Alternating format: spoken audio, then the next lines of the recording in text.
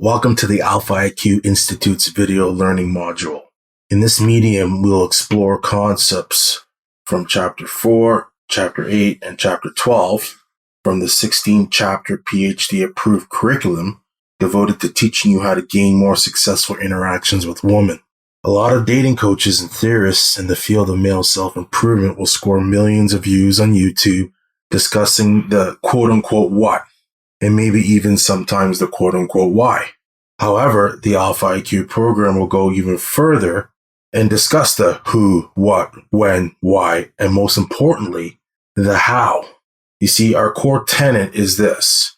In order to be successful with women, you can't have seduction without charm, and you can't have charm without personal power. These are the essential building blocks to an attractive personality. If you're interested in learning more about personal power and some of the free educational content on our interactive platforms, you can just follow us on Instagram, Twitter, and Facebook. Now, let me ask you an important question. Do you think creative thinking is seductive? Do you think people with creative imaginations make good company? If yes, you're in the right place. Chapter 4 of the Alpha IQ curriculum is the first chapter that deals with strategies in the realm of seduction, followed by chapters 8, 12, and 16. Starting with chapter 4, module 1 within, let's start with analyzing your mind and your focus and how that will shape a positive, seductive exchange with your partner. Seduction is the art of tempting and enticing someone by appealing to their senses. The goal is to diminish any unfounded fears and lead them to increased levels of comfort with more intimate activities. Those activities might include kissing, hugging, petting, up to and including sexual intercourse. The key is to recognize that these activities will never be classified as goals because they need to be cultivated after other mandatory steps have been performed. When an interaction is positive, it leaves those you're interacting with better off than when they found you. This means they enjoy being in your presence and discovering whether or not an intimate or physical relationship is possible with you.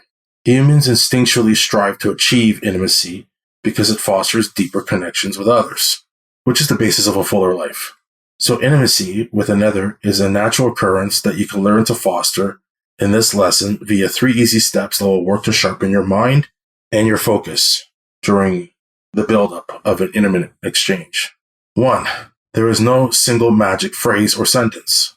Seduction is about establishing a vibe that resonates in a female's subconscious. You want to guide her and avoid directing her. That means your language needs to reflect that paradigm and can only take on an indirect tenor as to flavor the exchange enough to have her draw her own conclusions about what happens next. One of the easiest ways to accomplish this is to talk less and simply smile more while establishing deep eye contact. In addition to that, when you do speak, be sure to speak slowly, use emotive words, and remember the lessons from Chapter 7, Chapter 11, and Chapter 15. 2. If she's alone with you, everything is going well. You've made it this far. She's made a conscious decision to be close enough to you to be touched and maybe even kissed. Your goal is to attract, not repel. Whatever you've done up until this point, keep doing it. Pay attention to her body language and the cues she's giving you. Does she seem agitated or at ease? Is she mirroring your body language? Is she adopting your speaking cadence and tone? Continually pay attention to the frequencies she's emanating and the concepts discussed in chapters 11, 13, and 15. This will set you up for a successful intimate encounter. 3rd consideration, remain calm. If you've paid close attention to the curriculum and done what it takes to establish a necessary amount of personal power and charm, everything should continue escalating smoothly just as long as you stick to what's been discussed in previous chapters. The greatest Lotharios in the history of the world all know a steady hand will guide a ship through rough waters.